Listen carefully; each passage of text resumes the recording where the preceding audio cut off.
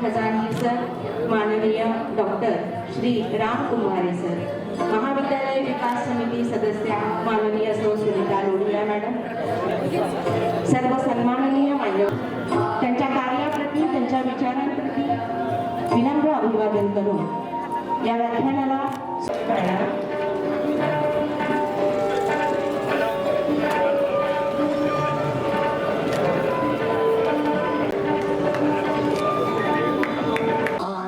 दुसरं आजच्या या सत्रातील दुसरं पुष्प आणि आज तुम्हा सर्वांना माहितीच आहे की जनतेची भगवद्गीता यावरती ते व्याख्यान देणार आहे. मी संस्थेतर्फे त्यांचं या ठिकाणी स्वागत करतोय.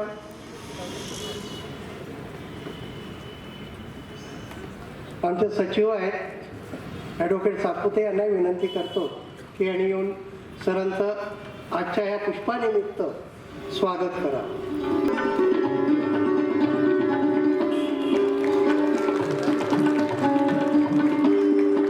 दुसरं पुष्प, शेवटचं पुष्प. आपण या ठिकाणी आलात, काल भरपूर प्रतिसाद दिला, आजही प्रतिसाद देऊन राहिलेले आहे, त्याबद्दल आपलं सर्वांचं मी या ठिकाणी संस्थेतर्फे स्वागत करतोय. आज कुठल्याही कार्यक्रम न करता सरांना जास्तीत जास्त वेळ मिळावा याकरिता आम्ही सगळा कार्यक्रम आटोक्यात घेतलेला आहे. सर आज आपलं वक्तव्य करणार आहे, भाषण देणार आहेत. कालचं भाषण आपल्या सर्वांना आवडलं अशी प्रतिक्रिया मला या ठिकाणी आज मिळालेली आहे. आजचंही भाषण आवडणाऱ्या शंका राहण्याचा प्रश्नच येणार नाही. तर सरांना मी विनंती करतोय की आपण आपलं भाषण सुरू करावं.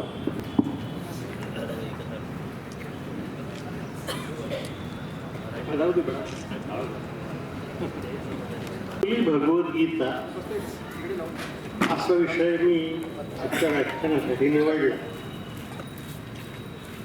याचा अर्थ भगवंताच्या तोंडून आलेली गीता असा होतो. प्रत्यक्षामध्ये इतिहास पाहिला, महाभारतासारखे ग्रंथ पाहिले तर आपल्या लक्षात असं येईल की ती भगवंताच्या तोंडून आलेलीच नाही.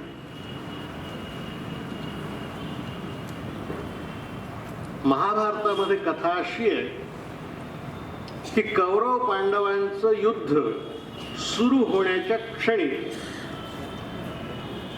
ही गीता जन्माला आली.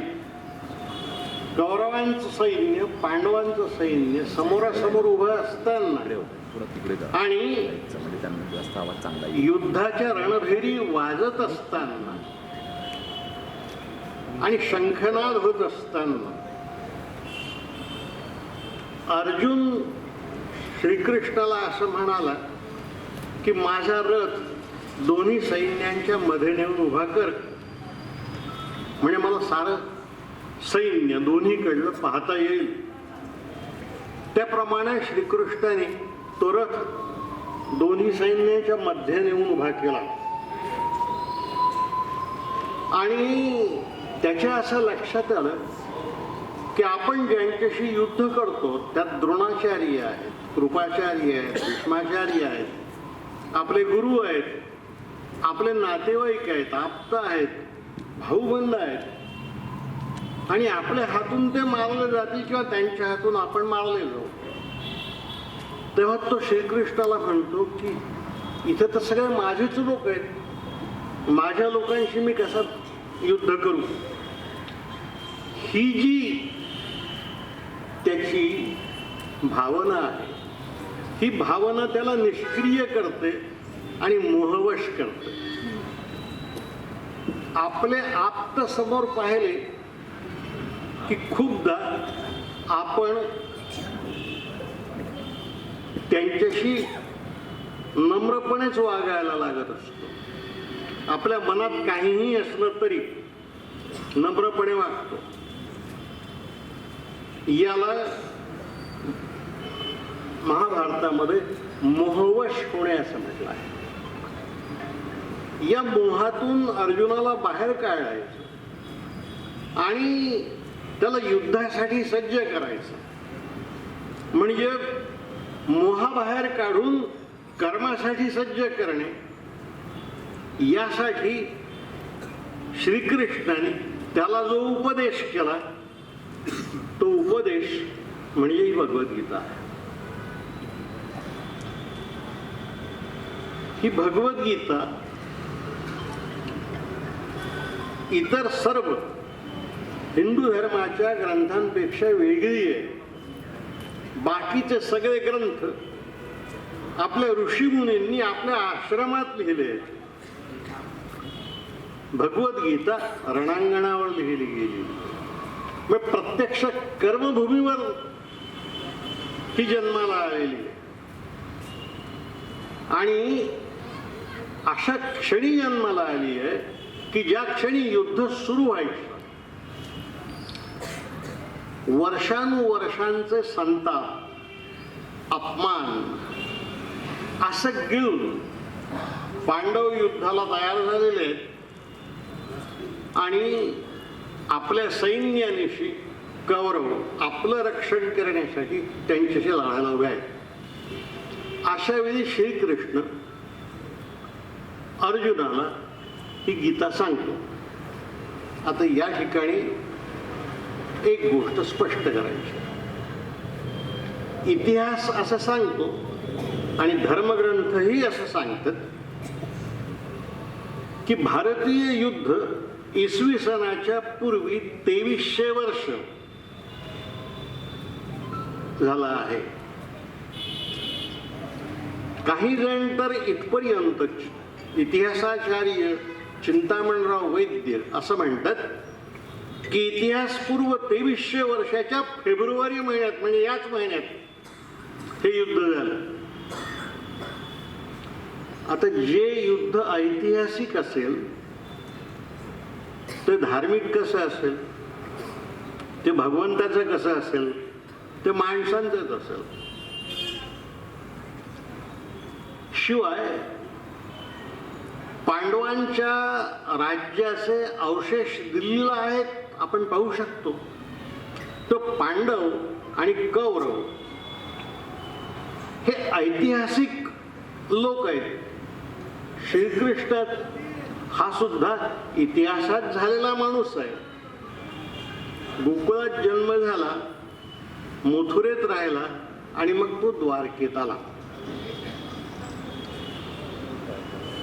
महाभारतामध्ये कथा अशी आहे की जरासंधानं त्यांनी 14 युद्ध केली आणि 14 युद्धात त्याचा पराभव केला. पण पुढे त्याच्या असं लक्षात आलं की यापुढची युद्ध आपण जिंकू शकत नाही. हे लक्षात घ्या. श्रीकृष्णासारखा ज्याला आपण परमेश्वर मानतो त्याच्याही लक्षात आलं की आता यापुढची युद्ध आपण जिंकू शकत नाही. त्यामुळं त्यांनी मथुरेच्या दरबारामध्ये राजाच्या जो राजप्रमुख आहे त्याच्यात देखत सगळ्यांना अशी विनंती केली की आता यापुढे आपला नरसंहार थांबला पाहिजे. तेव्हा राजप्रमुखाने विचारलं की तुझा उपदेश काय, तुझा सल्ला काय? तेव्हा तो म्हणाला आपण मथुरा सोडून गेलं पाहिजे आणि अशा ठिकाणी गेलं पाहिजे की जिथे जरासंधाच्या फौजा येणार नाहीत. या ठिकाणी एक गोष्ट मुद्दाम सांगितली पाहिजे. कृष्ण राजा नव्हता, कृष्ण सेनापती नव्हता, कृष्ण धर्मगुरू नव्हता. वसुदेव नावाच्या एका सामान्य सरदाराच्या 6व्या पत्नीचा 8वा मुलगा होता. हे लक्षात घ्या. याचा अर्थ तो अतिशय सामान्य होता. पण या माणसाचा उपदेश फोन कोणाचा नाही बंद मला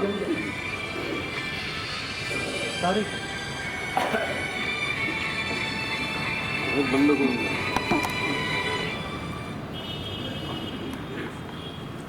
आणि त्याचं वय 16 वर्षाचं होतं.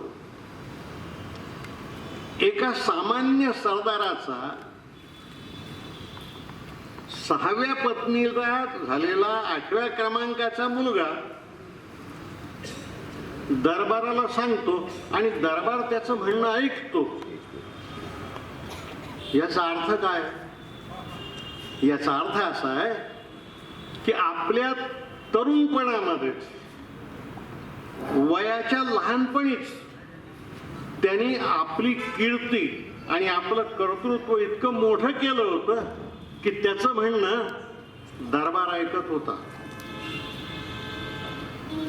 या ठिकाणी मला गांधीजींची गोष्ट सांगितली पाहिजे. आचार्य जावडेकरांनी गांधीजींची तुलना कृष्णाशी केली आहे. गांधी राजा नव्हता, सेनापती नव्हता, धर्मगुरू नव्हता, संस्थापक नव्हता, काहीच नव्हता. त्याच्या मागे तर राजकीय पार्श्वभूमीही नव्हती कुटुंबाची, तरी सुद्धा देश त्याचा ऐकत होता. हे जे गांधींच्या बाबतीत आपण काल पाहिलं ते कृष्णाच्या बाबतीमध्ये तेव्हा झालं. काहींनी विरोध केला, पण सगळ्यांच्या लक्षात आलं की आता आपल्याला पर्याय नाही. तेव्हा कृष्ण एका रात्रीतून मथुरेचं सारं बस्तान गुंडाळून 21 दिवस पायी चालत द्वारकेला आला. वर्णन असं आहे महाभारतामध्ये की त्या प्रवासामध्ये अधूनमधून तो आणि बलराम आपल्या आईला आपल्या खांद्यावर घेतो. हा माणूस आहे. अर्जुन तर सामान्य माणूसच, तो मोहवश होणाराही आहे. या माणसाला श्रीकृष्ण उपदेश करतो. एका अर्थानं हे दोघंही समवयस्क आहेत, त्यामुळे हा एका मित्रानं दुसऱ्या मित्राला केलेला उपदेश आहे असं सुद्धा आपण समजायला हरकत नाही.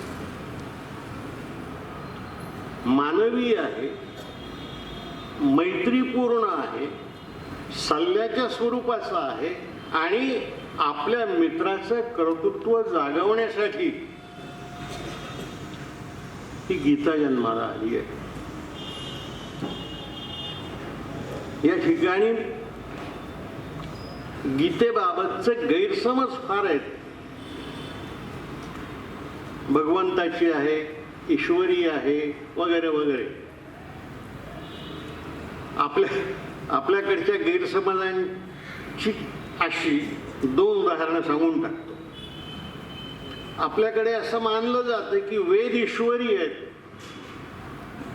का? कारण ते ईश्वराकडून आलेले आहेत. आपण वेद वाचले पाहिजे. मी वाचलंय म्हणून सांगतो. प्रत्येक वेदामध्ये तिच्या रुचेच्या आरंभी ती रुचा लिहिणाऱ्या ऋषीचं नाव लिहिलेलं आहे. त्या ऋषीने ती रुचा लिहिली, पुढे ती संपादित झाली. पण तरी आपण काय म्हणतो? आपण असं म्हणतो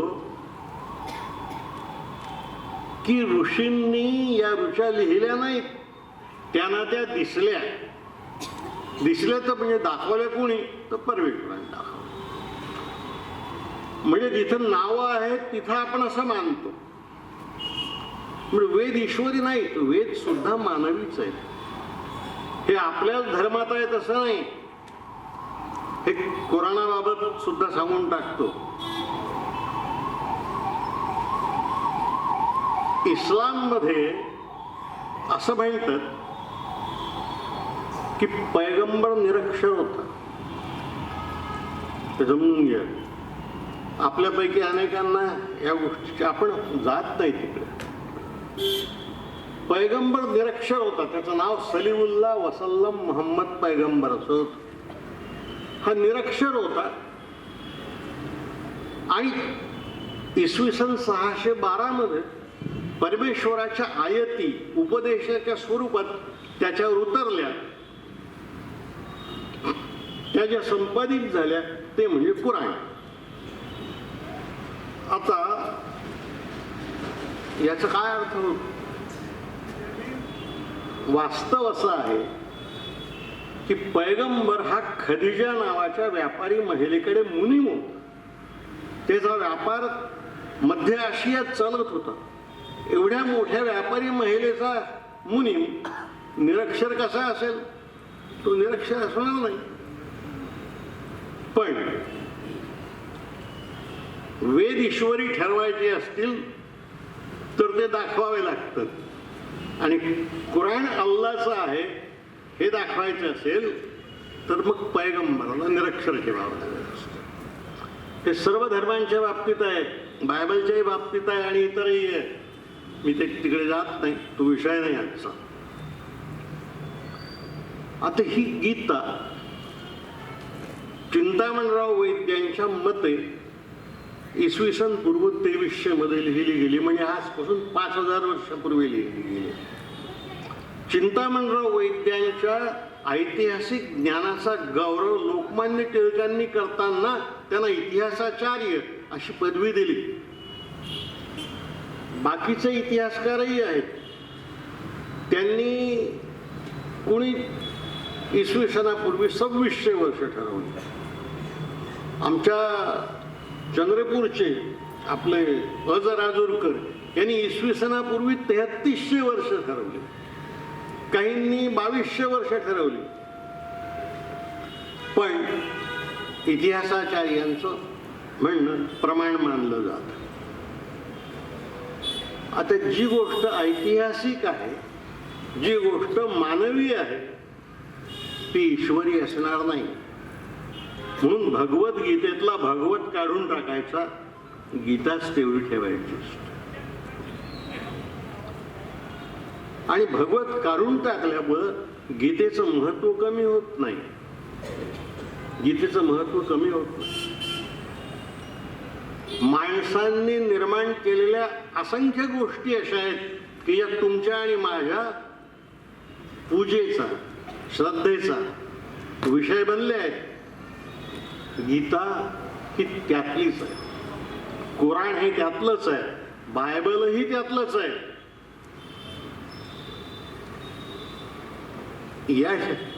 ही गीता जी आज आपल्या समोर आहे, तिच्या संबंधी असं म्हटलं जाते आणि आपणही मानतो की भगवद्गीता हा महाभारताचा अविभाज्य भाग आहे. महाभारत हा ग्रंथ व्यासांनी लिहिला. व्यासांनी जेव्हा तो लिहिला तेव्हा त्यात फक्त 8500 श्लोक होते.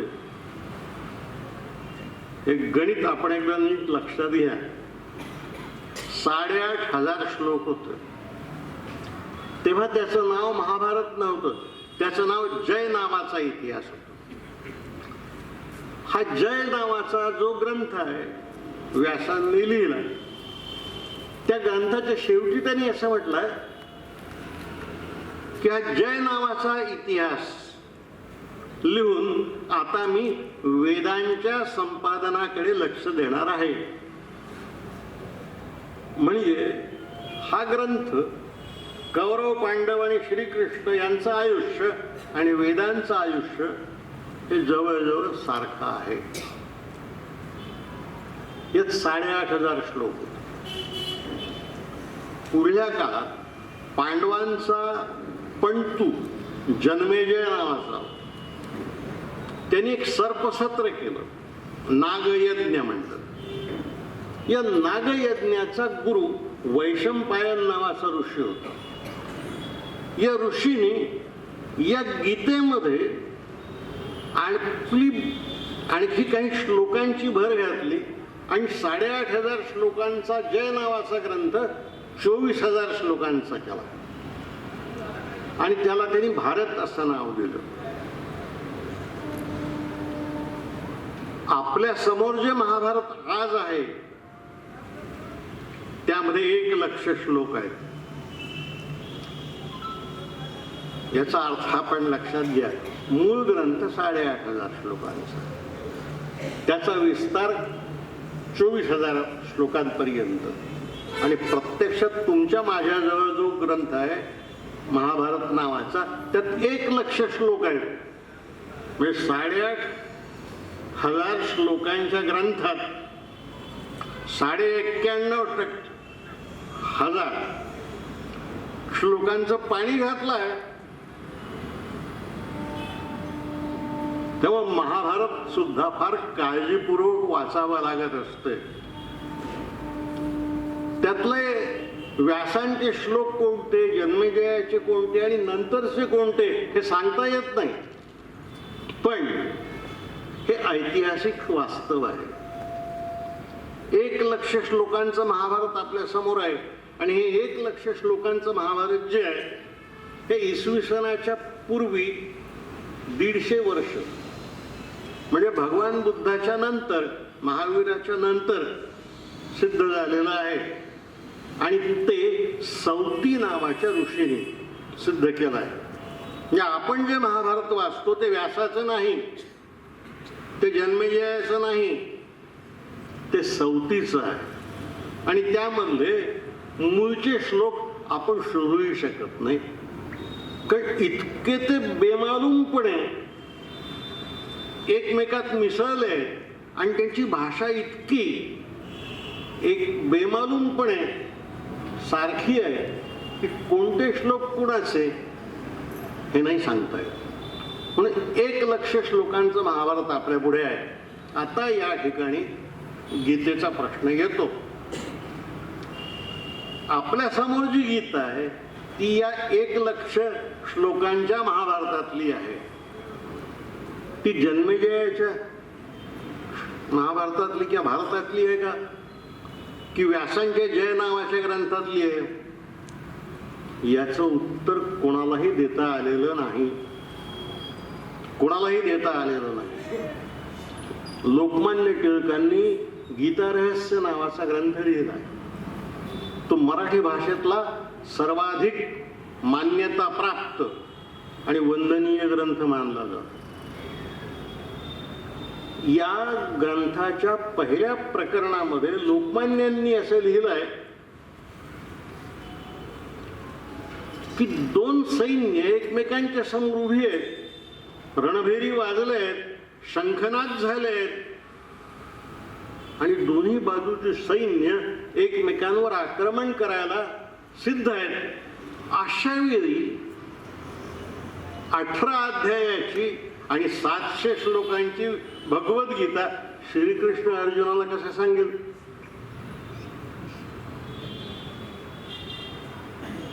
मी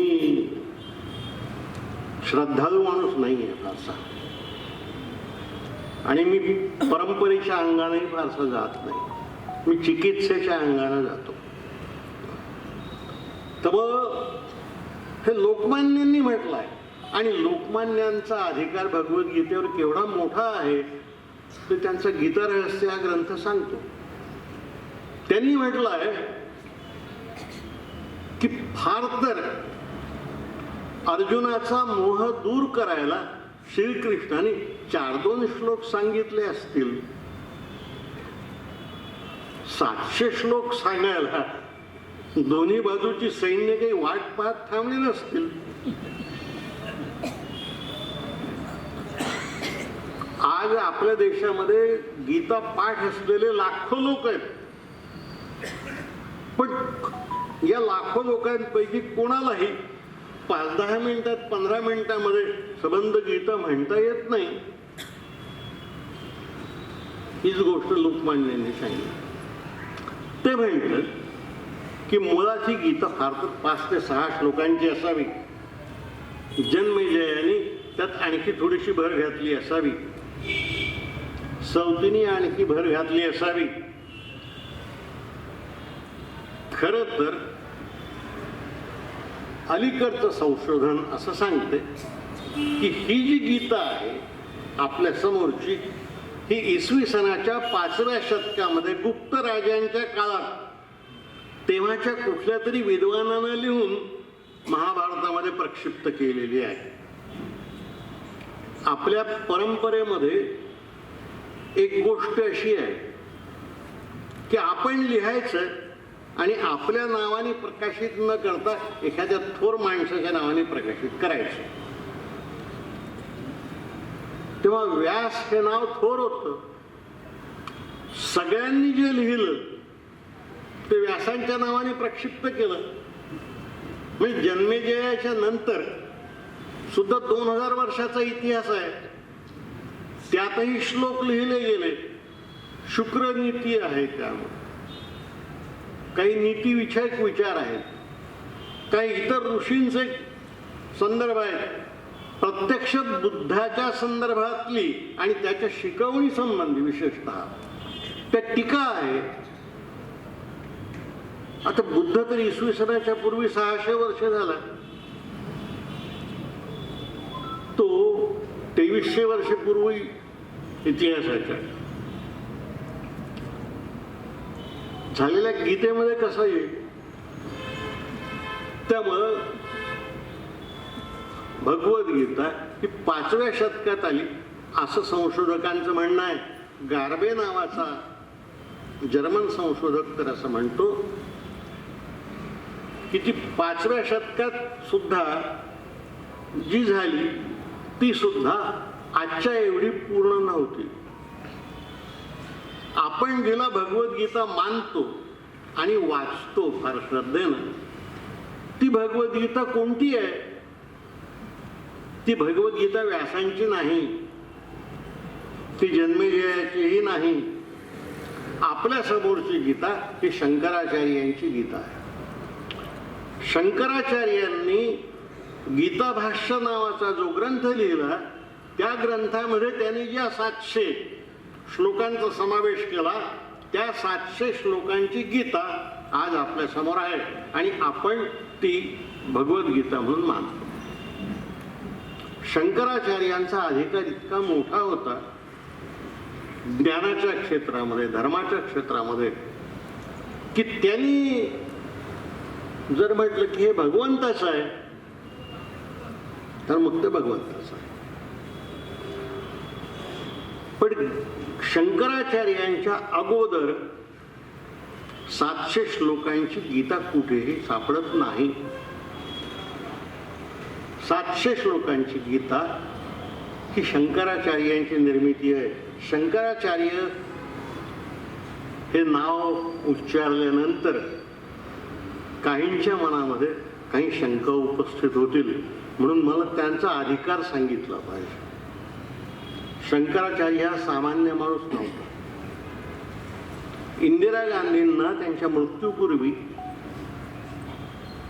BBC-वर मुलाखत घेणाऱ्यांनी असं विचारलं की तुमच्या मते जगामध्ये जी 5 मोठी माणसं झाली त्यांची नावं सांगा. तेव्हा इंदिरा गांधींनी पहिलं नाव शंकराचार्यांचं घेतलं. मी ती मुलाखत पाहिली आहे. मला तर आश्चर्याचा धक्का बसला. मला वाटलं इंदिरा गांधी महात्मा गांधींचं नाव सांगतील, जवाहरलालजींचं नाव सांगतील, पण त्यांनी शंकराचार्यांचं नाव सांगितलं. मग त्यांनी विचारलं मुलाखत घेणाऱ्यांनी की त्यांचं नाव कसं घेतलं. तर त्या म्हणाल्या की प्रचाराचं साधन नाही, प्रवासाचं साधन नाही, यातलं काहीही नसताना सबंध हिंदुस्थानभर पायी हिंडून त्याने हा देश संघटित केला.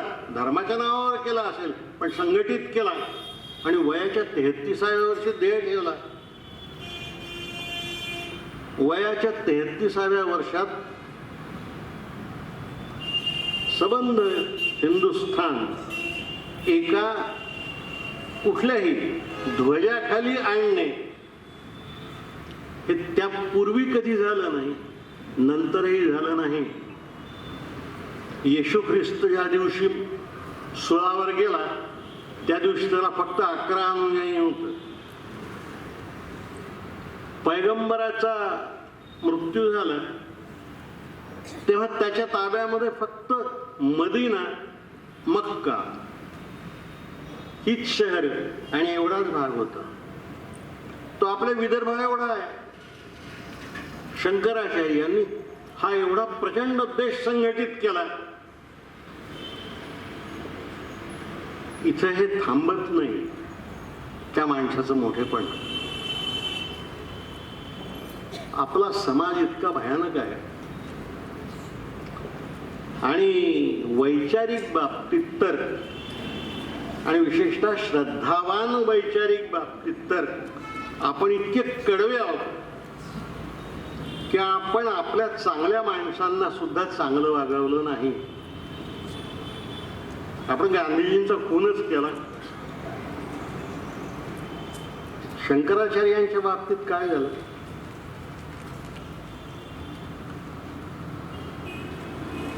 शंकराचार्यांची 32 चरित्र इतिहासाला माहिती आहेत.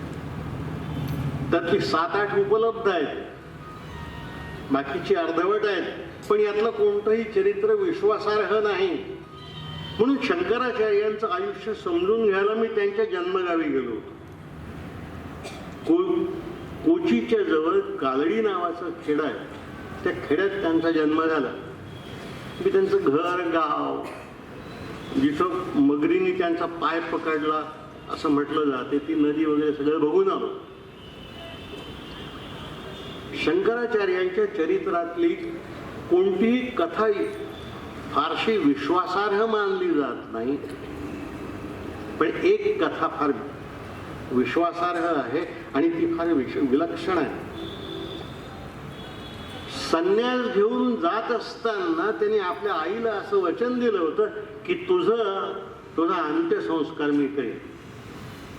आणि ते बाहेर असताना त्यांच्या आईचा मृत्यू झाला.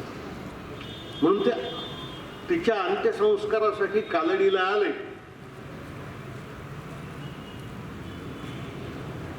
आणि आईच्या अंत्यसंस्कारासाठी त्यांनी सगळ्या लोकांना बोलवलं. तेव्हा आता पहिल्यांदा मी घेऊनच टाकतो नाव. कालडीचा जो ब्रह्मकुलोत्पन्नांचा वर्ग होता, त्यांनी शंकराचार्याला हे सांगितलं की ज्यांनी संन्यास घेतला त्याला गृहस्थाश्रम धर्माची कामं करता येत नाही, त्यामुळे तुला अंत्यसंस्कार करता येणार नाही. शंकराचार्य म्हणाले, पण मी आईला वचन दिलंय. ते म्हणाले, त्या वचनाशी कर्तव्य नाही, परंपरा अशी आहे, तुला अंत्यसंस्कार करता येणार नाही आणि तू करणार असलास तर आम्ही येणार नाही. शंकराचार्याच्या आईच्या अंत्ययात्रेला एकही माणूस कालडीतला आला नाही. पण शंकराचार्य विद्वानांचा विद्वान होता. त्याला हे कळत होतं की मृतदेह हा काष्ठवत असतो. काय करावं त्याने? आईच्या देहाचे, मृतदेहाचे 3 तुकडे केले आणि एक एक तुकडा खांद्यावर घेऊन नदीवर नेऊन जाणं. आपण आणि आपला समाज आपल्या उपकारकर्त्यांच्या बाबतीत किती कृतज्ञ वागला आहे याची यापेक्षा मोठी गोष्ट दुसरी कोणती नाही आहे. त्या कालडीतले लोक आजही अंगावर 3 असे राखेचे फराटे मारतात. मी त्यांना विचारलं, हे कशासाठी? तर ते मला शंकराचार्यांच्या बाबतीत आम्ही जे पाप केलं ते भोगतो, त्याची स्मृती आहे. म्हणून मी शंकराचार्यांची गीता म्हटलं तेव्हा या सगळ्या गोष्टी आपण लक्षात घ्या. त्याची विद्वत्ता, त्याची ग्रंथरचना, त्यानं या देशाचं केलेलं संघटन आणि आपल्या समाजानं त्याला दिलेली वागणूक, हे आपण शंकराचार्यांच्या बाबतीतच केलं असं नाही, आपण ज्ञानेश्वरांच्या बाबतीतही हेच केलं. मला ज्ञानेश्वरांनी समाधी का घेतली आहे कधीच कळलं नाही. मी आळंदीला अनेकदा गेलो, या गोष्टीवर विश्वासच ठेवत नाहीत की ते समाधी घेतली म्हणून. आपण सगळे अभ्यासू लोक. आणखी एक नाव मी घेतो. मागल्या शतकात विमानाचा शोध लागला. तुकारामाला विमान कसं आलं?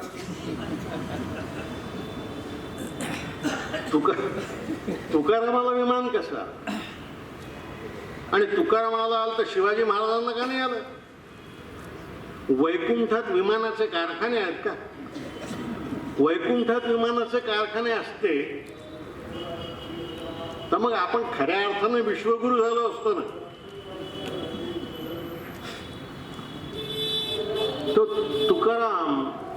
ज्ञानेश्वर, शंकराचार्य यापैकी प्रत्येकाने गीतेवर भाष्य लिहिलं आहे. शंकराचार्यांचं भाष्य पहिलं, दुसरं भाष्य रामानुजाचार्याचं, तिसरं निंबार्काचं, चौथं मध्वाचं, त्यानंतर ज्ञानेश्वराचं. तुकारामाने सुद्धा भगवद्गीतेवर भाष्य लिहिलं. नंतरच्या काळामध्ये आपल्या देशामध्ये डॉक्टर राधाकृष्णांसारखा, हरिप्रसादांसारखा विद्वान झाले, यांनीही भगवद्गीतेवर भाष्य लिहिली आहेत. लोकमान्य टिळकांचं भाष्य प्रसिद्ध आहे, गांधीजींनी भाष्य लिहिलंय. आणि बाबासाहेब असं म्हणाले की मला माझ्या आयुष्यात जर कधी वेळ मिळाला तर मी सुद्धा भगवद्गीतेवर एक वेगळं भाष्य लिहीन, आणि ते इतरांपेक्षा वेगळं असेल. त्यांना तो वेळ मिळाला नाही, नाहीतर आपल्या हाती भगवद्गीतेवरच आणखी एक वेगळं भाष्य आलं असतं. आता यातल्या प्रत्येक भाष्यकारानं भगवद्गीतेचा अर्थ वेगळा सांगितला आहे. ग्रंथ 1 त्यात श्लोक 700, पण प्रत्येक भाष्यकार वेगळा अर्थ सांगतो. शंकराचार्यांनी भगवद्गीतेचा अर्थ ज्ञानपर लावला, आणि ज्ञान प्राप्त करायचं असेल तर सर्वसंगत परित्याग करून संसाराचा संन्यासी झालं पाहिजे हे सांगितलं. म्हणून शंकराचार्यांनी भगवद्गीतेचा जो अर्थ लावला आणि जे भाष्य केलं ते संन्यासपर भाष्य, ते अद्वैती होत. रामानुजाचार्य विशिष्टाद्वैती होत, मध्वाचार्य द्वैती होत. याच्या प्रत्येकाने आपापल्या विचारसरणीप्रमाणे त्याचा अर्थ लावलाय या गीतेचा. शंकराचार्यांचा संन्यासपर, ज्ञानेश्वरांचा अर्थ भक्तीपर. ज्ञानेश्वरांनी शंकराचार्याला भाष्यकारा ते वाट पुसतू असं म्हटलं आहे. म्हणजे शंकराचार्यांना विचारत विचारतच मी ही वाट चाललो असताना म्हटलंय, पण अर्थ मात्र वेगळा लावलाय. त्यांचा अर्थ ज्ञानपर, यांचा अर्थ भक्तीपर.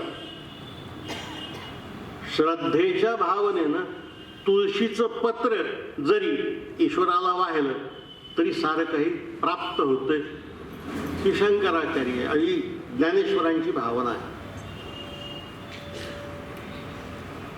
लोकमान्य टिळकांनी या दोघांनाही धुडकावून लावलं, आणि नुसतं धुडकावून लावलं नाही तर शंकराचार्यांनी भगवद्गीतेतल्या श्लोकांचे अर्थ कसे चुकीचे लिहिले आहेत हे लिहिलंय. ज्ञानेश्वरांचे अर्थ कसे चुकीचे आहेत हे सांगितलंय. आणि एकाचा संन्यासपर ज्ञानपर अर्थ, दुसऱ्याचा भक्तीपर अर्थ, आणि लोकमान्यांनी कर्मपर अर्थ लावला. त्यांनी कर्मयोग सांगितलं. आता या ठिकाणी आणखी एक सांगितलं. महात्मा गांधींनी तर भगवद्गीतेचा अर्थ आणि संदेश अहिंसा आहे असं सांगितलं. गांधींना लोकांनी असं विचारलं की अरे हा श्रीकृष्ण सारी भगवद्गीता युद्ध कर म्हणून सांगतो अर्जुनाला, आणि तुम्ही अहिंसापर आहे असं कसं म्हणता? तर गांधी आचार्य बुद्धीचा माणूस होता. तो म्हणाला की या भगवद्गीतेमध्ये असं म्हटलं आहे की युद्ध कर, कर्म कर, सगळं कर, पण सगळं अनासक्त बुद्धीनं कर. अनासक्त बुद्धीनं कर म्हणजे आसक्ती ठेवायची नाही. आसक्ती न ठेवता युद्ध कर. गांधी म्हणाला आसक्ती ठेवली नाही तर युद्धच होत नाही. आसक्ती पोटी युद्ध होतात. युद्ध काहीतरी मिळवण्यासाठी होतात, सत्ता मिळवण्यासाठी होतात. आसक्तीच नसेल तर युद्ध कशी होतील? म्हणून गांधीजी म्हणाले भगवद्गीता अहिंसापर आहे. आता ज्ञानपर, भक्तीपर, कर्मपर, अहिंसापर. आंबेडकर म्हणाले मी समतापर अर्थ लावून दाखवे. या ठिकाणी मला एक अनुभव सांगितला पाहिजे. आपल्या चंद्रपुरामध्ये बाबा महाराज सातारकर खूपदा आले. त्यांची गीतेवर आणि ज्ञानेश्वरीवर फार प्रवचनं झाली. त्यांची 2 व्याख्यानं माझ्या अध्यक्षतेखाली झाली. एक नागपूरला झालं, एक पुण्याच्या साहित्य संमेलनात झालं.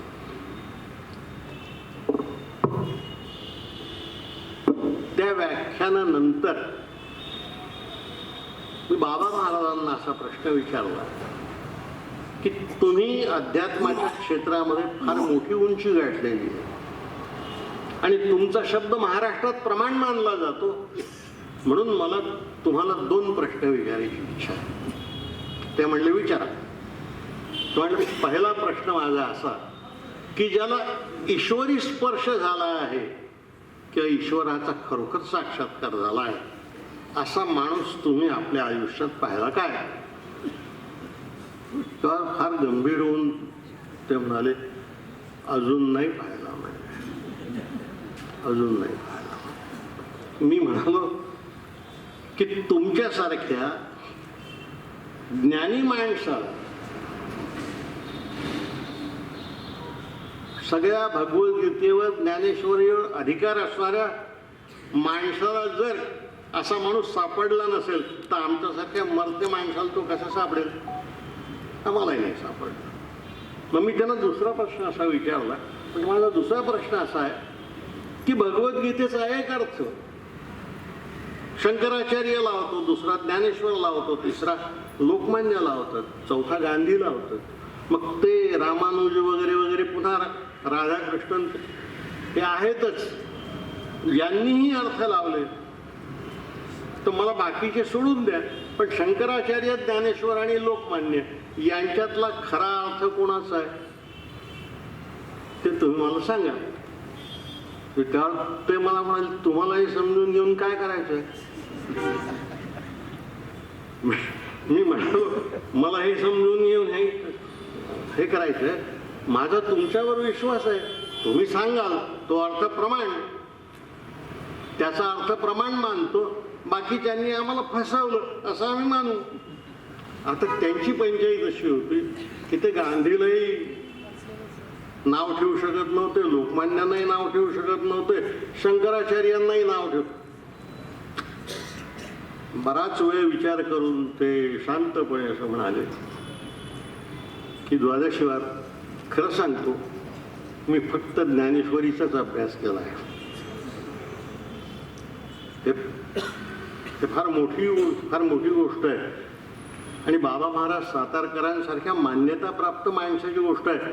तो प्रामाणिक माणूस होता आणि प्रामाणिकपणे त्यांनी हे कबूल केलं, त्यासाठी मी त्यांना नमस्कार केला. पण याचा अर्थ काय होतो?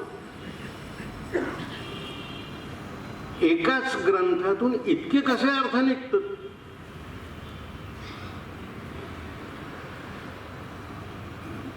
काही गोष्टी अशा असतात, काही ग्रंथ, काही विचार की ते सगळ्यांनाच आपले वाटतात.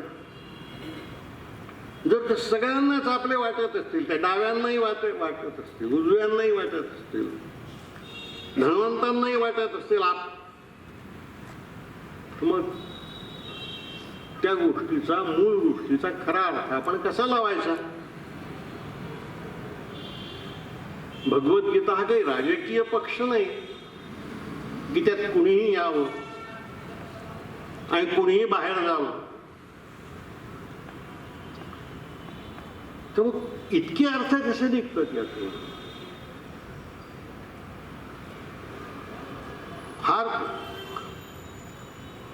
अडचणीत टाकणार हा प्रश्न आहे. आणि महत्वाची गोष्ट अशी की 5000 वर्ष त्याचा इतिहास आहे असं सांगितलं जाते. 1500 वर्ष झाले हा देश त्याचा अभ्यास करतोय त्या ग्रंथाचा. आणि 1500 वर्षाच्या अभ्यासातूनही या ग्रंथाचा खरा संदेश कोणता आहे याविषयी विद्वानांमध्येच मतभेद आहेत. मी आपल्या श्रद्धांना धक्का लावू इच्छित नाही, हे कृपा करून लक्षात घ्या. फक्त या भगवद्गीतेनं माझ्या मनामध्ये जे प्रश्न निर्माण केले ते मी आपल्या समोर मांडतोय. तुम्हाला याची उत्तर सापडली तर मला तुमच्याकडूनही ऐकायला आवडेल. ते कोणाचा अर्थ खरा आहे? खूप काळपर्यंत मी या गोष्टीचा विचार करत राहिलो. बरं, हे फक्त गीतेच्या बाबतीतच का झालं? हे कोरोनाच्या बाबतीत झालं नाही, हे वेदांच्या बाबतीत झालं नाही, हे उपनिषदांच्या बाबतीत झालं नाही. आपल्या उपनिषदांची भाषांतर फारशीमध्ये आणि अरबीमध्ये अकबर बादशहाने केली. दारा शुको नावाचा जो औरंगजेबाचा मोठा भाऊ होता त्यांनी तर भगवद्गीतेचाच अनुवाद केला फारशीमध्ये. जो ग्रंथ हिंदूंच्या एवढाच मुसलमान बादशहांनाही पूज्य वाटतो त्याचे इतके अर्थ कसे असतात? आणि ते माझ्यासारख्या प्राध्यापकाने सांगितलंय तर लोक म्हणतील की याला काय समजतं. पण ते लोकमान्यांच्या बाबतीत आपण कसं म्हणणार, ज्ञानेश्वराच्या बाबतीत कसं म्हणणार, आणि शंकराचार्यांच्या बाबतीत तर म्हणताच येत नाही. त्यांनी तर गीता जन्मालाच घातली असं इतिहास सांगतो. खूप काळपर्यंत या ग्रंथाविषयीची मिळतील तेवढी भाष्य मी वाचली, मिळतील तेवढी भाष्य वाचली. पण यापैकी कोणाचाही कोणत्याही एका माणसाचा अर्थ अंतिमतः खरा आहे या निष्कर्षापर्यंत मला जाता नाही आलं. अगदी शेवटल्या काळामध्ये माझ्या अध्ययनाच्या मी कलकत्त्याला गेलो. देवी प्रसाद चट्टोपाध्याय या गृहस्थांची भेट घेतली. हे देवी प्रसाद चट्टोपाध्याय राजस्थानचे राज्यपाल होते एकेकाळी, पण ते कम्युनिस्ट पक्षाचं आणि ते चार्वाक मताचे. चार्वाक मताचे होते म्हणजे ईश्वराला मानणारे. मी सगळ्यांशी बोलल्यानंतर, या क्षेत्रातल्या विद्वानांशी बोलल्यानंतर देवी प्रसादांना हा प्रश्न विचारला की तुमच्या मते यातला खरा अर्थ कोणाचा आहे? आता त्यांनी जे उत्तर दिलं ते मला पटलं, पण अनेक जणांना ते पटणार नाही आणि कदाचित आवडणारे नाही. देवी प्रसाद म्हणाले की यातला कोणीही भगवद्गीतेचा अर्थ सांगत नाही, कोणीही सांगत नाही. म्हणजे मी म्हणलो याचा अर्थ काय? ते म्हणले असा आहे, लोकमान्य टिळक, ज्ञानेश्वर, गांधी, शंकराचार्य ही माणसं इतकी विद्वान होती की या माणसांची विद्वत्ता शंकराचार्यांच्या विद्वत्तेशी तुलना करता यावी एवढी मोठी होती. ही मोठी माणसं भगवद्गीतेवर गाईड कशाला लिहितील? ते गाईड लिहिणार नाहीत, ते भगवद्गीतेवर भाष्यही लिहिणार नाहीत. मी म्हणालो त्यांच्या नावाने आहे ना हे भाष्य. ते म्हणाले याचा अर्थ एवढाच आहे, ही सगळी माणसं त्यांना जे या समाजाला समजावून सांगायचं आहे ते सांगतात, आणि ते सांगताना गीतेचा आधार घेतात. त्यांनी जे उदाहरण सांगितलं ते फार चमत्कारिक आहे. ते म्हणाले की मी जर उद्या सांगायला लागलो लोकांना की असं वागा, तर लोक म्हणतील की तू कोण आहे रे आम्हाला सांगणार. पण जर मी असं म्हणालो की असं वागा, कारण असं वागायला भगवंतानी आपल्याला सांगितलं, तर मग लोक वागतात. तर मी म्हणालो मग शंकराच्या तेच खरं आहे. शंकराचार्यांना या देशाला जे सांगायचं होतं ते त्यांनी सांगितलं. ज्ञानेश्वराला जे सांगायचं होतं ते ज्ञानेश्वरांनी सांगितलं. लोकमान्यांना सांगायचं होतं ते लोकमान्यांनी सांगितलं. आणि गांधींनी त्यांना जे सांगायचं ते सांगितलं. पण मी सांगतो असं म्हटलं तर लोक आपल्यावर कशाला विश्वास ठेवतील. म्हणून हे जे मी सांगतोय हे माझं नसून भगवद्गीतेतलं आहे. हे भगवंताच्या तोंडचं आहे असं यातल्या प्रत्येकाने म्हटलं आहे. पण विचार आपला मांडला आहे. गांधींनी अहिंसा सांगितली, ती गीतेतली नाहीये, ती गांधीची अहिंसा आहे. त्या अहिंसेला आधार अनासक्ती योगाचा त्यांनी भगवद्गीतेतून निवडून घेतला. लोकमान्यांना हा देश स्वातंत्र्य लढ्यासाठी तयार करायचा होता, म्हणून गीतेतल्या कर्मयोगाचा भाग तेवढा घेतला आणि त्यांनी ते भाष्य लिहिलं. तुम्ही या देशाचा इतिहास बघा तपासून. ते म्हणाले की या देशाचा इतिहास जर आपण पाहिला तर आपल्या लक्षात येईल की हा देश प्रत्येक शतकात बदलत गेला आहे. आणि प्रत्येक शतकामध्ये या देशाच्या समाजासमोरचे प्रश्न बदलत गेले आणि त्या प्रश्नांना उत्तर देण्याची जबाबदारी या थोर पुरुषांवर आहे. आता या थोर पुरुषांनी ती जबाबदारी पार पडत असताना भगवंताचा आधार घेतला आहे.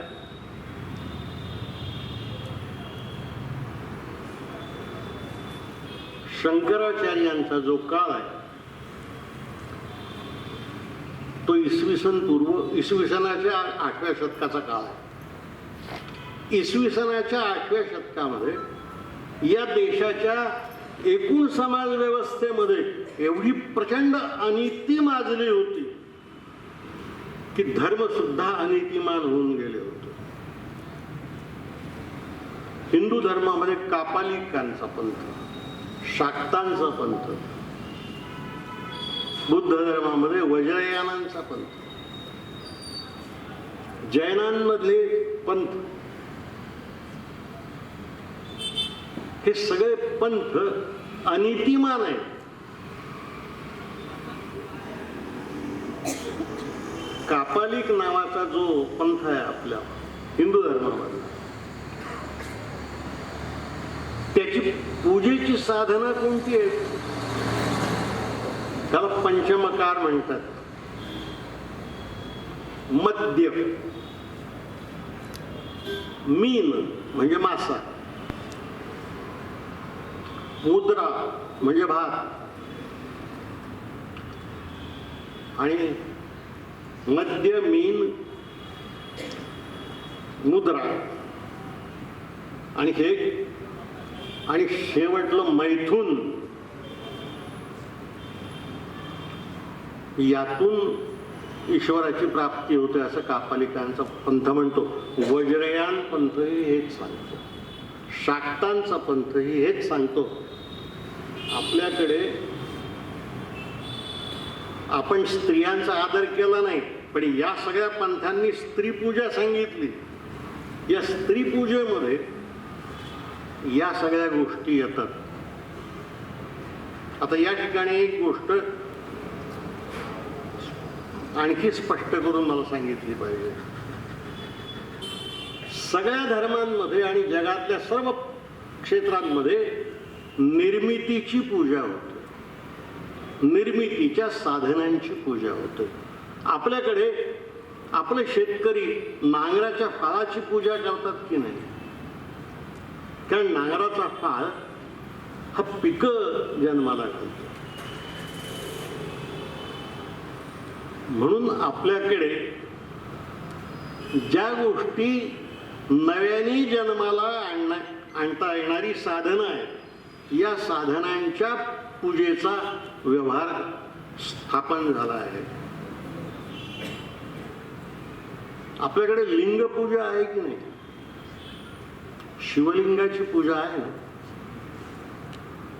आणि ती जगात सर्वत्र आहे.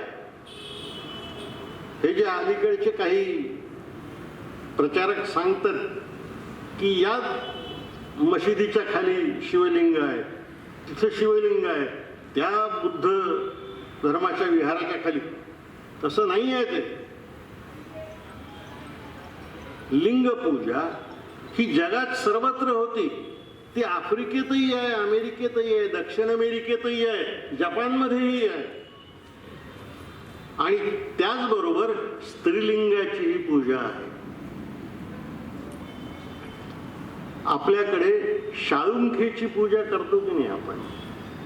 शाळुंखेची पूजा म्हणजे काय? स्त्री पुरुषांच्या मिलनाची पूजा आहे ती. कारण त्यातून नवे जीव जन्माला येतो.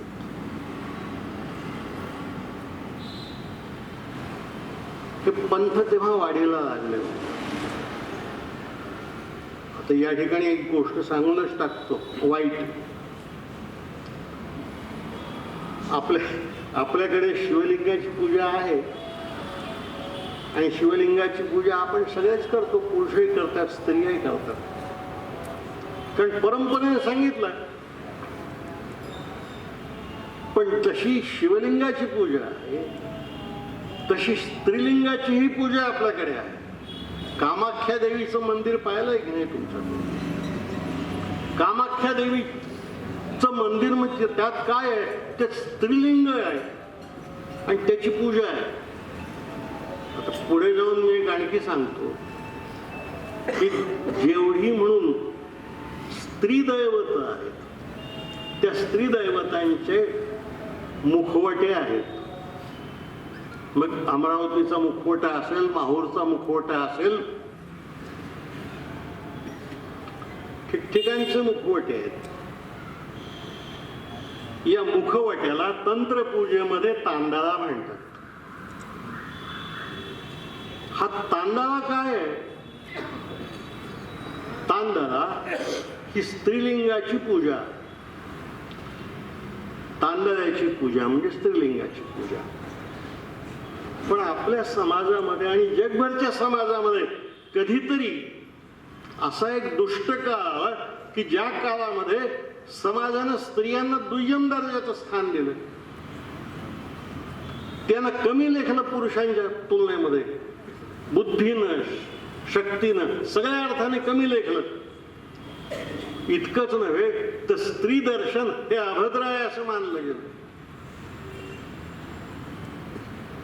ऐश्वर्या रेडकर नावाची अलीकडे मला भेटलेली नवी लेखिका आहे, तिने पालीचं राजकारण नावाचं पुस्तक लिहिलंच. स्त्री दर्शनच अभद्र मानलं गेलं.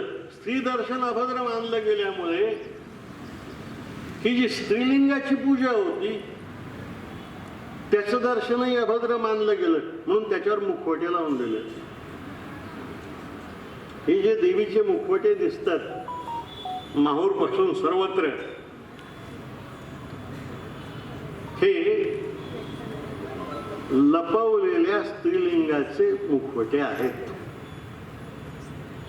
तो जगभर जशी पुरुषलिंगाची शिवलिंगाची पूजा होते तशी स्त्रीलिंगाची पूजा होते. तीही जगात सर्वत्र होते. पण स्त्रीला मान नाही, पुरुषांच्या बरोबरीच आहे. तिचं दर्शन अभद्र. आपला धर्म तर भयानकच आहे. स्त्री म्हणजे पापाची खाण आहे.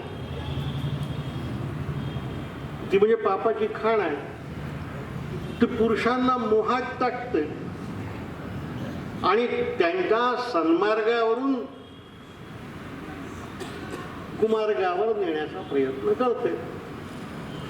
आपणही असू कदाचित कुमारगावर असे गेलेले, हे लक्षात घ्या. तो स्त्री दर्शन हे अभद्र मानले गेल्यामुळं शिवलिंग कायम ठेवलं, पण पुरुष पवित्र. स्त्रीलिंगावर मुखवटे लावून दिले, त्याला आपण तांदळा म्हणतो, त्याला आपण मुखवटा म्हणतो.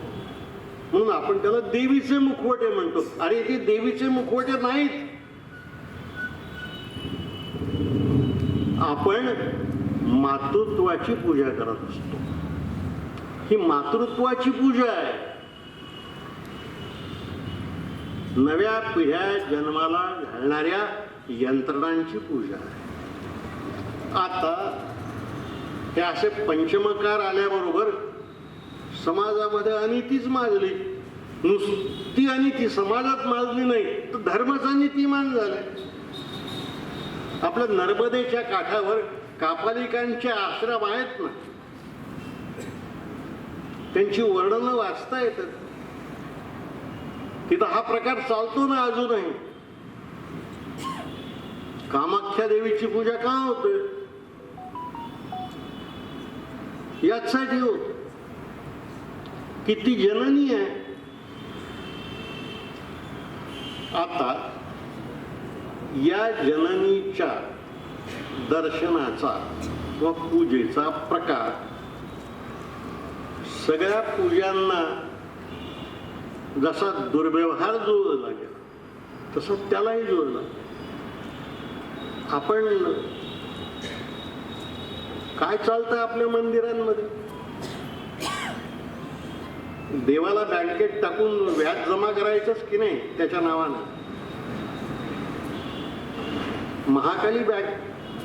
महाकाली हे मुद्दल आहे. आपण टाकतो दक्षिणेच्या स्वरूपात, ते व्याज आहे. आणि व्याजावर जगणे हा चांगला धंदा आहे. त्याला इन्कम टॅक्स लागत नाही आणि काहीही न करता तो जमा करता येतो. या दुर्व्यवहारापायी सर्व धर्मांमध्ये, सर्व समाजांमध्ये कमालीची अनिती निर्माण झाली. या अनितीवर मात करण्यासाठी मग संन्यास मार्ग सांगण्याशिवाय शंकराचार्य समोर दुसरा मार्गच नव्हता. म्हणून शंकराचार्यांनी सर्वसंग परित्याग करा, मोहांचा त्याग करा, संन्यास घ्या. स्वतःही घेतला. संन्याशांचे वर्ग निर्माण केले. हा शंकराचार्यांनी संन्यास मार्ग का सांगितला हे सांगणारा प्रकार आहे. समाजामधली अनिती जावी, स्त्रीकडे पाहण्याची बुद्धी ही केवळ भोगाची राहू नये, मातृत्वाची असावी. का शंकराचार्य मातृपूजक होत. म्हणून शंकराचार्यांनी ज्ञानमार्गाचा स्वीकार केला आणि संन्यास धर्म सांगितला. तो संन्यास धर्म यासाठी सांगितला की तुम्ही आम्ही महिलांना सोडून द्या, आपण दुरुस्त व्हावे म्हणून सांगितलं. नंतर शंकराचार्यांच्या पश्चात ज्ञानेश्वर येतात. ज्ञानेश्वर 13व्या शतकात. 13व्या शतकात काय झालं? 13व्या शतकात दिल्लीत खिलजीचं राज्य आलं आणि त्याचा मलिकंबर नावाचा सेनापती हा दक्षिण जिंकत आला. त्याने देवगिरी जिंकलं, म्हणजे दौलताबाद जिंकलं, म्हणजे औरंगाबाद जवळचा किल्ला जिंकला. खिलजीच्या सेनेसमोर आपला देश टिकाव धरूच शकणार नाही हे ज्यांना कळत होतं त्यात ज्ञानेश्वर होत. सोमनाथच्या मंदिरावर जेव्हा हल्ला केला तो कोण घोरीबिरी होता त्याने. तेव्हा त्या मंदिराच्या पुजाऱ्यांनी काय केलं? पुजारी काही लढाई करू शकत नव्हते आणि त्यांच्याजवळ सैन्यही नव्हतं. गोमाता आपलं रक्षण करील म्हणून त्या घोरीच्या सैन्यासमोर गायींचे कळप पाठवलं. ही आपली विद्वत्ता होती त्या काळात. त्यात सोमनाथचं मंदिर गेलं, ते लुटलं गेलं. खिलजीच्या वादाला पुढे या देशाची परंपरा, या देशाची संस्कृती टिकणार नाही. कारण आपल्याकडे पुन्हा जातीयवाद नावाचं प्रकरण आहे ना भयानक. लढाई कुणी करायची? ब्राह्मणांनी नाही करायची, दलितांनी करायची नाही, क्षत्रियांनी करायची. तिकडचे सगळे युद्धात येत होते, आपल्याकडच्या फक्त क्षत्रियांनीच लढायचं होतं. आपल्या जातीयवादानं आपला पराभव केला ही गोष्ट जेव्हा बाबासाहेब आंबेडकर सांगतात तेव्हा त्याचा अर्थ हा आहे की आपण युद्धावर गेलो नाही, आपल्यातले क्षत्रिय पाठवून दिले. जेव्हा क्षत्रिय मेले तेव्हा थोडेसे दलित पाठवून दिले. खिलजीच्या साम्राज्यासमोर या देशाची संस्कृती आणि परंपरा टिकवायची असेल तर ही संस्कृती आणि परंपरा ब्राह्मणांच्या हाती न राहता बहुजन समाजाच्या हाती गेली पाहिजे. या बुद्धीनं ज्ञानेश्वरांनी संस्कृतातला भगवद्गीता हा ग्रंथ मराठीत आणला. भगवद्गीता मराठीत का आणली? ती यासाठी आली की या देशाची परंपरा टिकली पाहिजे, संस्कृती टिकली पाहिजे, या देशाची दैवते टिकली पाहिजेत, श्रद्धा टिकल्या पाहिजेत. आणि त्या श्रद्धेचे जे लाभकारक होते, लाभदार घेणारे होते, ते ती श्रद्धा टिकवू शकणार नाही हे कळत होतं. म्हणून मग बहुजन समाजाच्या हाती त्यांच्या भाषेत संस्कृतातले ग्रंथ आणण्याचं काम आपल्याकडे ज्ञानेश्वरांनी केलं, संतांनी केलं.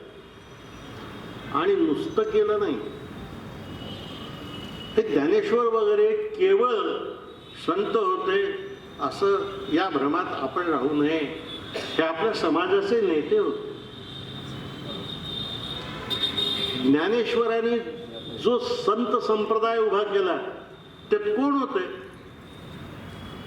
त्यात नामदेव शिंपी होता, सावता माळी होता, चोखा मेळा महार होता. सगळ्या जातीपंथातले लोक एकत्र आणले आणि अध्यात्माच्या क्षेत्रात समता उभी केली. समाजात नाही करता आली कारण समाजामध्ये राज्यकर्ते वेगळे होते, धर्मकर्ते वेगळे होते. या संतांनी बहुजन समाज आपल्या हाती घेतला. आपला पांडुरंग आहे ना, विठोबा, हा कोणाचा देव आहे? हा बहुजन समाजाचा देव आहे, हा सामान्य माणसांचा देव आहे. संतांनी कबीरापासून तर आळवार संतांपर्यंतच्या लोकांनी धर्म जोपासला आणि तो जोपासण्यासाठी बहुजन समाजच धर्माच्या मागे उभा केला. पूर्वी पुजारीच त्याच्या मागे उभे होते. आता हे बोलणं आजच्या काळात मोदीच्या राज्यात हे म्हणजे सगळ्या संकटांना निमंत्रण देणं आहे. पण वकील आहेत तिथे बसलेले, ते सोडून बहुजन समाजाला एकत्र आणलं आणि या बहुजन समाजाच्या एकत्रीकरणातून शिवाजी जन्माला येतो आणि बघ तो पुन्हा आपलं हिंदुत्वाचं, हिंदूंचं नाही हिंदुत्वाचं राज्य आहे. मग तिकडे राणा प्रताप येतो, तिकडे बिहार आणि बंगालमध्ये स्थानिक राज्यकर्ते येतात, आपल्या धर्माचे लोक येतात, आपल्या संस्कृतीचे लोक येतात. म्हणून ज्ञानेश्वरांनी आणि त्यांच्या संत परंपरेने, ज्ञानेश्वर केवळ महाराष्ट्रात राहिला नाही, तो हिंदुस्थानभर फिरून आला. तो पंजाबातही गेला होता, अमृतसरला गेला होता. अमृतसरचे आपल्याला माहीत असेल तर शिखांच्या गुरु ग्रंथ साहेबात नामदेवाचे अभंग आहेत आपल्या. हे नामदेवाचे अभंग तिथं कसे गेले तर ज्ञानेश्वरांनी या सगळ्या संतांना हिंदुस्थान दाखवला आणि बहुजन समाजाला संघटित केलं आणि त्यासाठी बहुजन समाजाच्या भाषेत धर्म आणला. संस्कृत ही एका विशिष्ट वर्गाची भाषा होती, एका विशिष्ट उच्च कुलोत्पन्नांची भाषा होती. सामान्य माणसांच्या भाषा तशा नव्हत्या. म्हणून सामान्य माणसांच्या मनामध्ये धर्माविषयी, संस्कृतीविषयी आणि परंपरेविषयी प्रेम उत्पन्न करायचं असेल तर मग त्यांच्या भाषेत धर्म नेला पाहिजे. त्यांना धर्मात आणण्याचं कारण नाही, धर्म त्यांच्यात नेला पाहिजे, ही संतांची भूमिका आहे. हा ज्ञानेश्वराचा आपल्याला उपदेश आहे. त्यानंतर मग लोकमान्य येतात. लोकमान्यांच्या समोर तो स्वातंत्र्याचा लढाच होता,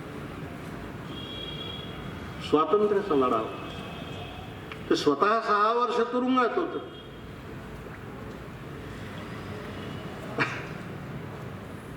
आणि सांगितली पाहिजे ही सुद्धा गंमत आहे. लोकमान्यानं 6 वर्षाच्या तुरुंगवासाची शिक्षा मंडालेच्या इंग्रज न्यायाधीशांनी दिली नाही.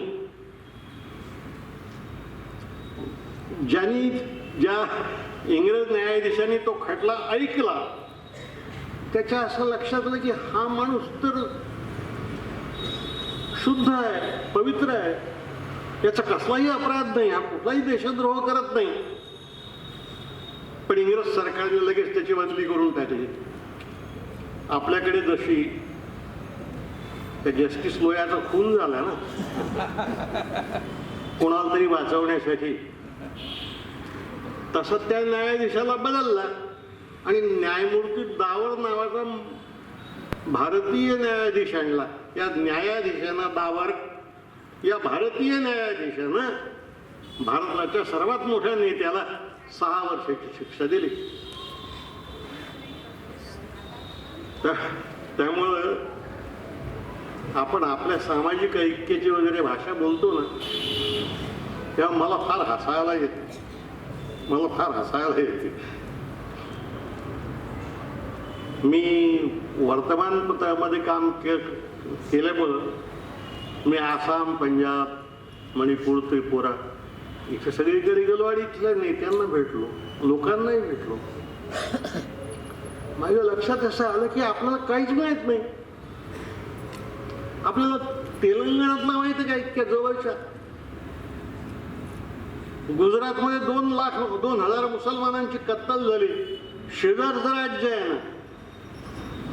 महाराष्ट्राची कातडी सुद्धा थरथरली नाही ना. कशाची एकात्मता, कशाची एकात्मता. मी अमेरिकेचं उदाहरण सांगूनच टाकतो या ठिकाणी. अमेरिका हे पहिल्यांदा 13 वसाहती, राज्य निर्माण झाली तिथे. मग त्या 13 राज्यांनी एकत्र येऊन, प्रांतांनी एकत्र येऊन केंद्र सरकार निर्माण केलं. मग या केंद्र सरकारच्या विधिमंडळात प्रार्थना कोणती म्हणायची ते प्रार्थना ठरली. त्या प्रार्थनेत मध्ये असं म्हटलं होतं की हे प्रभो या राष्ट्राला सुखी ठेव.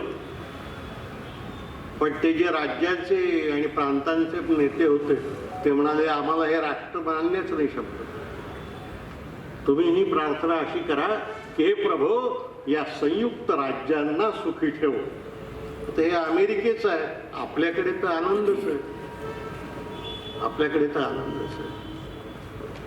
आपल्याला आंध्र माहीत नाही, आपल्याला बिहार माहीत नाही, बंगालमध्ये रवींद्रनाथांचं नाव सांगता येते, शर्मिला टागोरचं नाव काही लोक आनंदाने घेतील. बाकी बंगाली माणसं कोणाला माहिती आहे? माहित नाही. त्यामुळं सगळ्यांना एकत्र आणायचं असेल तर भाषेचं महत्व आहेच. भाषेचं महत्व आहे. त्या काळामध्ये त्यांना जे शक्य होतं ते त्यांनी केलं. संस्कृतातली भगवद्गीता मराठीत आणली. आपला कबीरांनी सुद्धा भगवद्गीतेचा अनुवाद केला आहे. अनेक संतांनी त्यांच्या त्यांच्या भाषेमध्ये भगवद्गीतेचा अनुवाद केला आहे. आणि तो करत असताना त्यांच्या समोर धर्म असण्यापेक्षा समाज टिकवण्याची वृत्ती जास्त मोठी आहे, हे आपण लक्षात घ्या.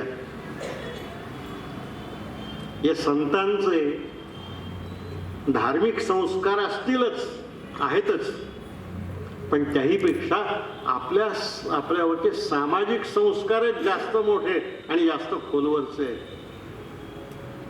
या देशातल्या परंपरा, संस्कृती, देव दैवत, मंदिर ही कशी टिकली? ती या समाजाच्या श्रद्धेमुळे टिकली. आणि ही समाजाची श्रद्धा धर्मग्रंथ समाजाच्या भाषेत आल्यामुळे टिकली. हे लोकमान्यांचं काम आहे. गांधींनी अहिंसा का म्हटलं? ते पुढे गेले. आणखी लोकमान्यांच्या काळामध्ये सशस्त्र क्रांतिकारकांचाही एक वर्ग होताच या देशामध्ये. महाराष्ट्रात त्याचे नेते सावरकर होते, तिकडे भगतसिंग होते, तिकडे बंगालमध्ये अरविंदो होते. पण सशस्त्र क्रांतिकारकांची राष्ट्रीय संघटना कोणतीच नव्हती आणि त्यांच्यात वैचारिक एकात्मताही नव्हती. हे लक्षात घ्या. वैचारिक एकात्मता नव्हती. जे लोक फार क्रांतिकारकांची भाषा बोलतात ना, त्यांनी हे लक्षात घेतलं पाहिजे. बंगालमधले क्रांतिकारक अध्यात्मवादी होते. आपल्या इथले क्रांतिकारक सावरकरवाले हिंदुत्ववादी होते. भगतसिंग तर कम्युनिस्टच होता. त्यांच्यात वैचारिक एकात्मताही नव्हती. मग या देशामध्ये लोकमान्य असं म्हणून थांबले की इंग्रजांना हटवायचं असेल तर त्यांच्याशी बरोबरीचा मुकाबला केला पाहिजे. शठम प्रति शाठ्यम असं म्हणाले. शठम प्रति शाठ्यम म्हणजे तू गुद्दा मारला तर मी तुला गुद्दा मारेन. गांधीजी पुढे गेले, कारण गांधीजींच्या हाती 1920 साली या देशाचं नेतृत्व आलं आणि सबंध देश पाहता पाहता त्यांच्या मागे गेलं. 1921 साली झालेली निवडणूक केंद्रातली बहुमत घेऊन त्यांनी जिंकली ना. वल्लभभाईंचे मोठे भाऊ केंद्रीय कायदे मंडळाचे पहिले अध्यक्ष झाले, बॅरिस्टर विठ्ठलभाई पटेल. त्यामुळं शठम प्रति शाठ्यमची गरज नाही. समाज संघटित असाच स्वातंत्र्याच्या नावानं होतोय, ते गांधींच्या लक्षात आलं. आणि त्याहून महत्वाची गोष्ट अशी आहे की गांधींनी जे सत्य ओळखलं ते त्यापूर्वीच्या फार थोड्या लोकांनी ओळखलं. या देशातल्या माणसांची खरी शक्ती कशात आहे? तर गांधी म्हणाला, लढण्यात नाही, तलवार घेण्यात नाही, लाठी हल्ल्यात नाही. या देशातल्या माणसांची खरी शक्ती सहनशक्ती आहे. सहनशक्ती आहे. या सहनशक्तीचं संघटन म्हणजे सत्याग्रह आहे. मग गांधी म्हणाला, मुलांना शाळा सोडा, तर मुलांनी शाळा सोडल्या. वकिल्या सोडा म्हटलं तर वकिल्या सोडल्या. नोकऱ्या सोडा म्हटलं तर नोकऱ्या सोडल्या. लाठ्या खा म्हटलं लाठ्या खाल्ल्या. मोर्चा तुरुंगात जा म्हटलं तुरुंगात गेला. शेवटल्या दिवशी तो म्हणाला, करा किंवा मारा. लोक मारायलाही तयार झाले. हे सहनशक्तीचं जे संघटन आहे ते ज्या दिवशी त्यांच्या लक्षात आलं त्या दिवशी त्यांनी गीतेचा अहिंसा प्रार्थ लावला. त्यामुळं भगवद्गीतेचं महात्म्य जे आहे ते महात्म्य या समाजाला प्रत्येक शतकात आवश्यक ते मार्गदर्शन करण्याचं सामर्थ्य या ग्रंथात आहे. हा त्याचा मोठेपणा आहे. म्हणून भगवद्गीता ही परमेश्वराची नाही, ही तुमची आणि माझी आहे असा त्याचा अर्थ आहे. बाबासाहेब समतेपर्यंत जात होते, त्यांना वेळ मिळाला नाही त्यांच्या आयुष्यात. ते झालं असतं तर आणखी चांगलं झालं असतं या समाजाचं. भगवद्गीता समजून घेत असताना, तिचं अध्ययन करत असताना किंवा अर्थ न समजता ती पाठच नुसती करत असताना, आपल्याकडे तोही एक प्रकार आहे. श्लोकांचे अर्थ न समजता ते पाठ केले जातात. पाठ म्हणून दाखवता येतात, अर्थ सांगता येत नाही. तर भगवद्गीता समजून जर घ्यायची असेल तर ती या समाजाच्या इतिहासाच्या संदर्भात अशी समजून घेतली पाहिजे. का असं शंकराचार्य असं का म्हणतो, ज्ञानेश्वर असं का म्हणतो, लोकमान्य असं का म्हणतात आणि गांधीजी असं का म्हणतात. त्या त्या काळातल्या समाजाच्या गरजेप्रमाणे या माणसांनी भगवद्गीता वापरली. जे सांगायचं होतं ते आपलं सांगितलं, पण माझं कोण ऐकतं, गांधी कोण होता, लोकमान्यांचं कोण ऐकतं. म्हणून त्यांनी मी जे सांगतोय ते माझं नसून भगवंताचं आहे असं सांगितलं आहे. पण याचा एक अर्थ असा आहे, जो ग्रंथ एखाद्या समाजाला 1500 वर्षापर्यंत सामर्थ्य पुरवू शकतो, त्याच्या नेत्यांना एवढी वर्ष प्रेरणा देऊ शकतो, विचार देऊ शकतो किंवा त्यांच्या विचाराचा आधार होऊ शकतो, त्या ग्रंथाचं महात्म्य लहान होत नाही. तो ग्रंथ मोठा असतो. हे इतरत्र जमलं नाही, बाकीचे धर्मग्रंथच राहिले. भगवद्गीता लोकांची झाली, वेद लोकांचे झाले नाहीत, उपनिषद लोकांची झाली नाही, कुराण इस्लाम पुरतच मर्यादित राहिलं. भगवद्गीता या देशामधल्या सगळ्या समाजाची झाली. केवळ या समाजाची झाली असं नाही, जर्मनीतल्या लोकांनी भगवद्गीतेचा अभ्यास केला. भगवद्गीतेचे जेवढे अनुवाद इंग्रजीत झाले तेवढे अन्यत्र कुठेही झाले नाहीत, तेवढे कुठेही झाले नाही. त्यामुळं या ग्रंथाचं महात्म्य समजून घेत असताना हा ग्रंथ समाजाच्या एकात्मतेला ऊर्जा देणारा, या देशातल्या सर्व भाषेच्या, धर्माच्या, जातीच्या लोकांना प्रेरणा देणारा आहे आणि तुमच्या माझ्या मनामध्ये एक समान श्रद्धा निर्माण करू शकणारा आहे. हा या ग्रंथाचा मोठेपणा आहे. तो इतिहासाच्या संदर्भात समजून घेतला पाहिजे, वर्तमानाच्या संदर्भात समजून घेतला पाहिजे आणि समजूनच घेता आला तर भविष्याच्या संदर्भातही समजून घेतला पाहिजे. याचं कारण अजूनही या समाजामध्ये एकात्मता नाही आली. अजूनही आम्ही जातीच्याच भाषेत बोलतो, जातीच्याच भाषेत बोलतो, धर्मात. एखाद्या माणसाला जेव्हा आपण म्हणतो की तो कोण आहे, तर तेव्हा मला तो कोण माणूस आहे हे विचारायचं नसते, त्याची जात विचारायची असते. लक्षात घ्या. त्यामुळं समाजाला संघटित करू शकणाऱ्या नेत्यांची जशी गरज असते तशी समाजाला मार्गदर्शन करणाऱ्या अशा महान ग्रंथांचीही गरज असते. भगवद्गीतेची गरज ही आहे. तिने ती 1500 वर्ष भागवली, आणखीही शेकडो वर्ष ती भागवू शकते. म्हणून आपल्या सर्वांच्या वतीनं भगवद्गीतेला माझा माझा एक प्रश्न आहे. हो.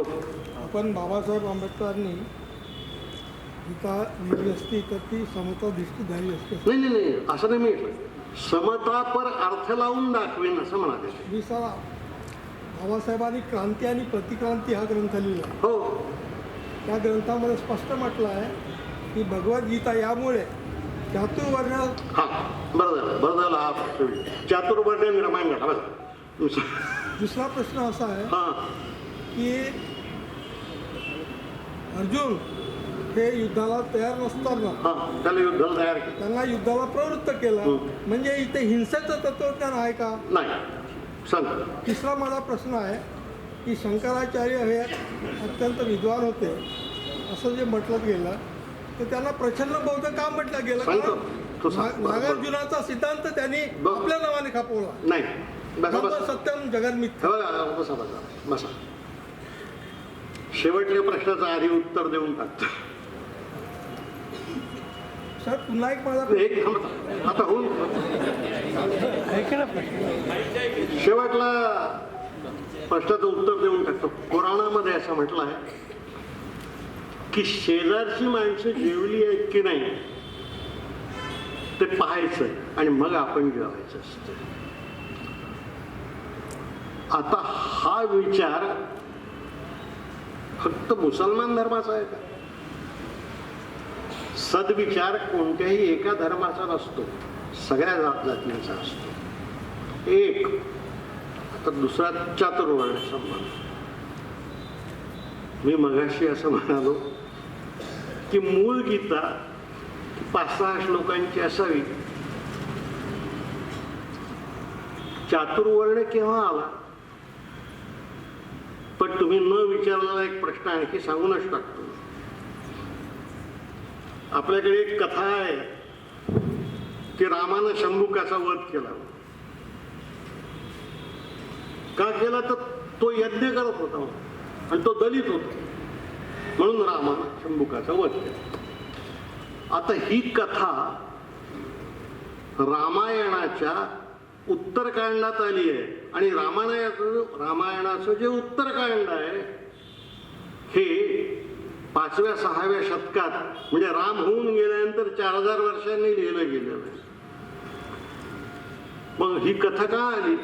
तर ज्या काळामध्ये या समाजामधली विषमता फार वाढली आणि उच्चवर्णीयांचं वर्चस्व मोठ्या प्रमाणात वाढलं तेव्हा आमच्या धंद्यात इतरांनी सहभागी होऊ नये म्हणून शंभुकाचा वध झाला आणि राम बरा होता, तो मरून गेला होता, त्याच्या डोक्यावर ते खापर टाकून दिलं की रामाने मारलं. हे लक्षात घ्या. हेच झालेलं आहे सर्वत्र.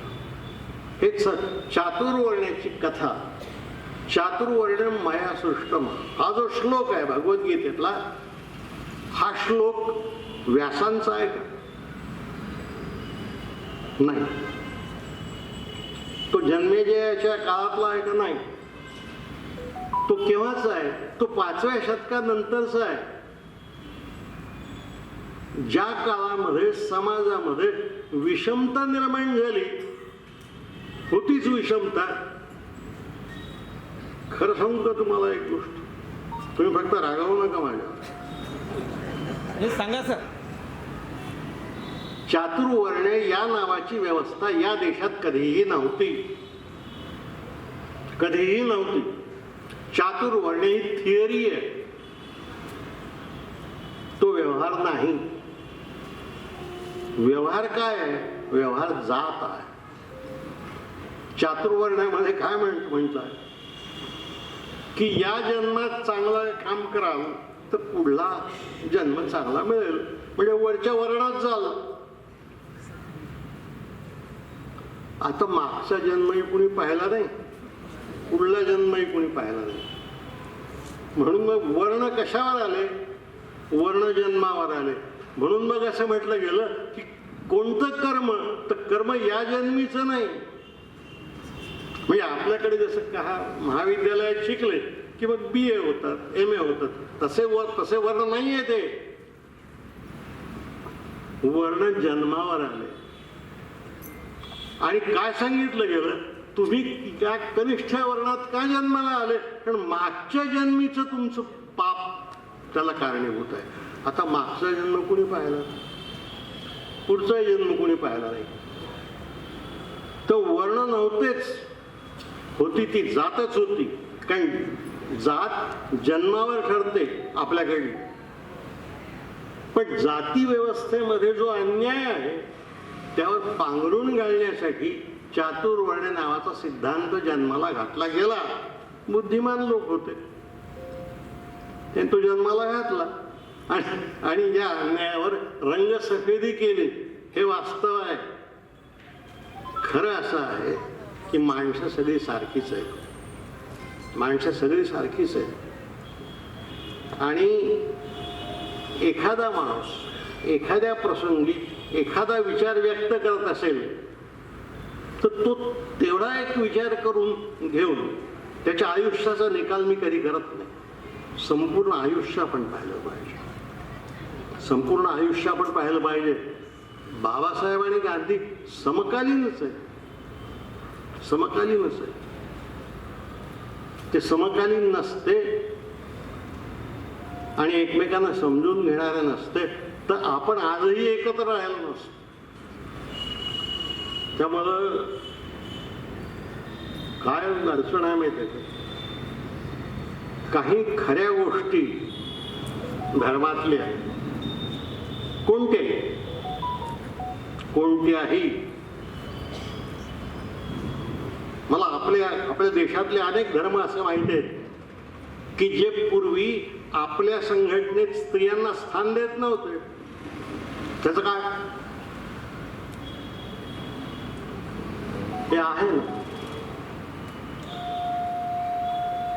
फक्त एवढंच अडचण अशी आहे की या संबंधीच्या तुमच्या आणि माझ्या भावना श्रद्धेच्या पातळीवर इतक्या विलक्षण एकांगी झाले की शंकराचार्याला आपल्या आईच्या देहाचे तुकडे त्यांनी करायला लावले. तेव्हाही झालं. हे आजही होते, हे आजही होते. इथं राजकारणातले पुष्कळ लोक आहेत.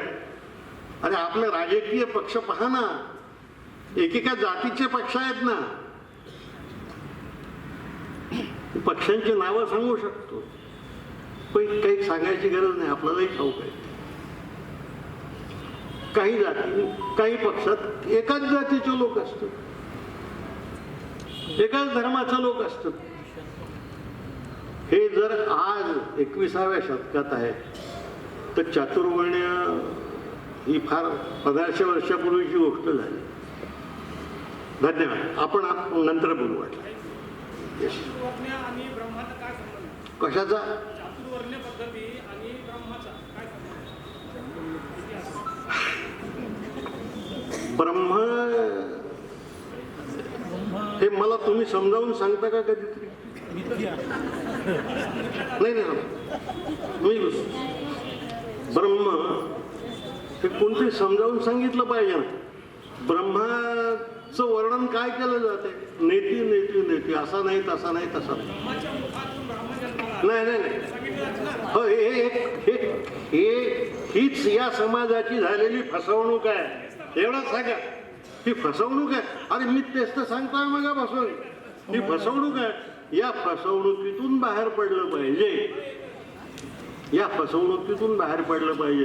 अरे जिथं ब्रह्मच समजलं नाही कोणाला तिथं त्याचं मुख त्याचे पाय हे कसे समजणार कोणाला?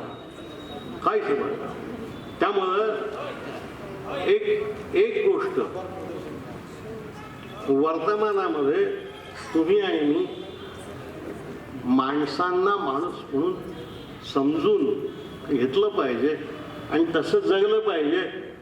हाच सगळ्या धर्मांचा खरा उपदेश आहे. हे जे ब्रह्मण वगैरे वगैरे जे आहे किंवा अल्लाह, कुणी पाहिला अल्लाह? होली गोष्ट कुणी पाहिलं? गॉड कुणी पाहिलं? ह्या सगळ्या मानवनिर्मित गोष्टी आहेत. आणि मानवनिर्मित गोष्टी कशासाठी आहेत? तर समाजामधल्या धनवंतांचा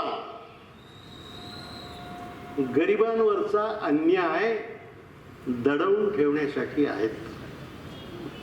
अंबानी फार पूर्वजन्मीचं पुण्य घेऊन आला ना, म्हणून तो धनवंत आहे. तुमचं माझं पुण्य कमी पडतंय म्हणून आपण इथं आहोत. असं आहे. एवढंच आहे. धन्यवाद.